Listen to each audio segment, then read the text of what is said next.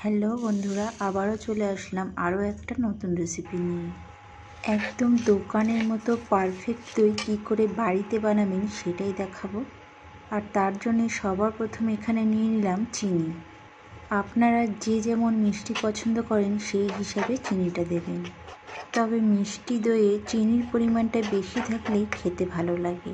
চিনিটাকে হাই আঁচে ক্যারামেল করে নেব। দেখতেই পাচ্ছেন সুন্দর একটা ক্যারামেল কালার চলে এসেছে। এই ক্যারামেলটা করার সময় কোনো রকম জল দেবেন না, জল ছাড়াই এই ক্যারামেলটা করতে হবে।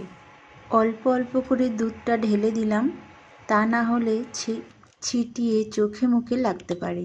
দুধটা দেওয়ার সঙ্গে সঙ্গে দেখবেন চামচের সঙ্গে একটু জড়িয়ে যাচ্ছে। এতে ঘাবড়ানোর কিছু নেই, বেশ কিছুক্ষণ জাল করলেই এই চিনির ক্যারামেলটা মেল্ট হয়ে যাবে। বেশ 5 মিনিট জাল করার পর কিছুটা পরিমাণ দুধ আলাদা একটা পাত্রে নিয়ে নেব, আর এই দুধটাকে সামান্য একটু ঠান্ডা করব। তারপর বেশ 4 থেকে 5 চামচ পাউডার দুধ এটার সঙ্গে অ্যাড করব, আর খুব ভালো করে মিক্স করব। বন্ধুরা, এটা ঠান্ডা করে মিক্স না করলে আপনি যদি সরাসরি এই গরম দুধের মধ্যে পাউডার মিল্কটা দিয়ে দিতেন তাহলে মিল্কটা দলা পেকে যেত।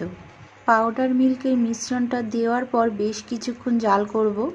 আর ওদিকে আমি টক দই নিয়ে নিয়েছি, ওটাকে খুব ভালো করে ফাটিয়ে নেব, যাতে করে ওর মধ্যে কোনো রকম দলা না থাকে। দুধটাকে বেশ 10 মিনিট ধরে ফুটিয়ে নিয়েছি। বেশি ঘন করতে যাবেন না, দই বসানোর জন্যে দুধ ফুটিয়ে বেশি ঘন করার প্রয়োজন নেই।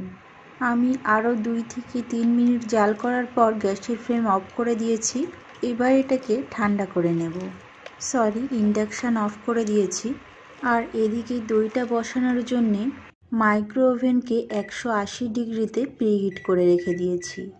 আজকে আমি মাইক্রো ওভেনে দইটা বসানো দেখাবো। আর এদিকে ঠিক এইভাবে নর্মাল টেম্পারেচারে রেখে নাড়াচাড়া করে দুধটাকে ঠান্ডা করে নেব। আর এদিকে টক দইটাকেও ফাটিয়ে রেখে দিয়েছি, প্রায় ঠান্ডা হয়ে এসেছে। এইবার একটা আঙুল ডুবিয়ে দেখে নেব। ঠিক এরকমই গরম চাই, না গরম না ঠান্ডা, যেন আঙুলটা আপনি 1 মিনিট ডুবিয়ে রেখে দিতে পারেন। এই অবস্থাতে ফাটানো টক দইটা অ্যাড করে দিলাম, আর খুব ভালো করে মিক্স করব। এখানে যত ভালো করে মিক্স করবেন আপনার দইটা ততটাই স্মুথ তৈরি হবে। ভালো করে মিক্স করা হয়ে গিয়েছে। আপনারা চাইলে এই অবস্থাতে যে পাত্রে দইটা বসাবেন তাতে ঢেলে দিতে পারেন, তবে আমি এখানে ছাঁকনি দিয়ে ছেঁকে নেব। আর তার জন্য যে পাত্রে দইটা বসাবো সেটা নিয়ে নিয়েছি, আর উপরে ছাঁকনিটা দিয়ে দিয়েছি। আর যতটা ধরবে সবটা দিয়ে এইভাবে নাড়িয়ে নেব। বন্ধুরা, আপনারা চাইলে মাটির পাত্রে দইটা বসাতে পারেন, সেক্ষেত্রে দইটা আরও ভালো বসবে। আমি এখানে কাঁচের পাত্রে দইটা বসালাম। মাইক্রো ওভেনে দেওয়ার 6 থেকে 7 ঘন্টা পরেই দইটা আমার রেডি হয়ে গিয়েছে। এবার এটাকে 2 ঘন্টা ফ্রিজে রেখে দেওয়ার পর পরিবেশন করব। বন্ধুরা, আশা করি ভিডিওটা নিশ্চয়ই ভালো লেগেছে।